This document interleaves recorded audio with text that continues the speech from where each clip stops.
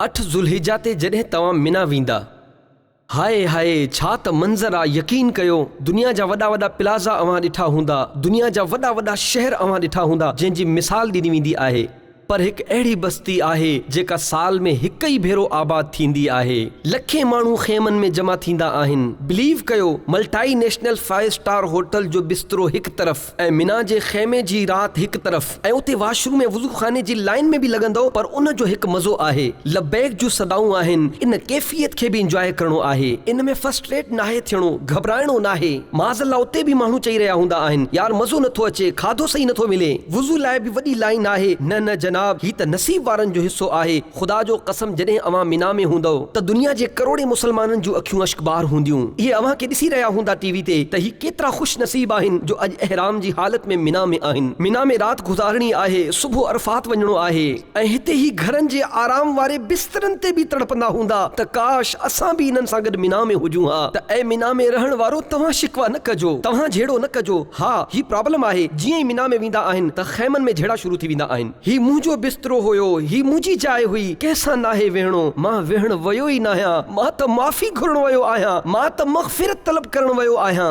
जेकॾहिं तव्हां खे लॻे थो त को ग़लति करे बि रहियो आहे त मुअल्लिम जे माण्हू खे घुरायो, पाण कंहिंसां न विढ़ो, कुंड में वेही रहो, ज़िक्रो दुरूद कयो, 5 नमाज़ूं अव्हां खे उते पढ़णियूं आहिनि। माशाअल्लाह, रफ़ीकुल हरमैन गॾु खणी वञो, ॿिया किताब खणी वञो। अच्छा, उते असां बि ॾिठो आहे त कुझु हाजी मिना में पहुचंदा आहिनि, कुझु राति में, कुझु ॾींहं में पहुचंदा आहिनि। सुबुह सुबुह लबैक जूं आवाज़ूं त ईंदियूं आहिनि। को क़ुरान पढ़ी रहियो हूंदो आहे, को तस्बीह पढ़ी रहियो हूंदो आहे, पर छो जो असांजी इनफरादी इबादत जी आदत ई न आहे। हिकु अधु कलाक खां पोइ मस्ती मज़ाक शुरू थी वेंदी आहे, पोइ सियासत जी गुफ़्तगू थींदी, अलॻि अलॻि खेमनि मां अलॻि अलॻि आवाज़ूं ईंदियूं पयूं, को कंहिंजो नालो रखी रहियो हूंदो, अजीब माहौल खिलण खिलाइण जो थी वेंदो आहे, जंहिंखे चवंदा आहिनि फुज़ूलियात जो माहौल बणिजी वेंदो आहे। अहिड़े माहौल में तव्हां खे नाहे रहणो। तव्हां खे लॻे त किताब पढ़ण खां थकिजी पियो आहियां, तस्बीह खणी वठिजो। तस्बीह खां थकिजी पियो आहियां त नफ़िल शुरू करे छॾिजो। मोबाइल फोन ते कुझु तिलावत, कुझु नातूं ॿुधी करे, अहिड़ियूं शयूं जंहिंसां बस इबादत में मशगूल रहजो। सुभान अल्लाह। अॼु जेका राति ईंदी, प्यारा इस्लामी भाइरो, ही शबे अरफा आहे। ही राति ख़बर अथव कहिड़ी आहे? शबे अरफा। सुबुह काॾे वञणो आहे? अरफात वञणो आहे। शबे अरफा वॾी मक़बूल राति आहे। थी सघे त अव्वल वक़्त में इशा पढ़ी कुझु इबादत करे सुम्ही पओ, पोइ जेकॾहिं मोबाइल में इलार्म रखो त तहज्जुद जे लाइ उथो।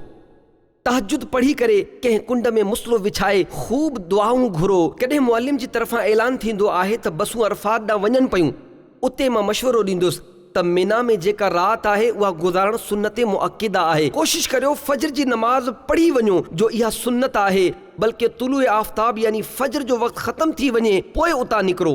पर राति खां मुअल्लिम जूं बसूं शुरू थी वेंदियूं आहिनि। अगरि सभई वञनि पिया ऐं अव्हां जो मुअल्लिम या ग्रुप लीडर ॻाल्हि न पियो मञे त पोइ तव्हां बि हलिया वञो। न त तजुर्बे जी ॻाल्हि आहे, मां चवंदुसि त अव्हां 30-40 हाजी मिली करे पंहिंजे मुअल्लिम या ग्रुप लीडर खे चओ त असां न वेंदासीं, असां फजर खां पोइ ई वेंदासीं, असांजी बस जो इंतज़ाम फजर खां पोइ कयो। त अल्हम्दुलिल्लाह उहे करे वठंदा आहिनि, छो जो उन्हनि जी ज़िमेदारी आहे। हिकु हिकु हाजी खे अरफात में पहुचाइण इन्हनि जी ज़िमेदारी आहे।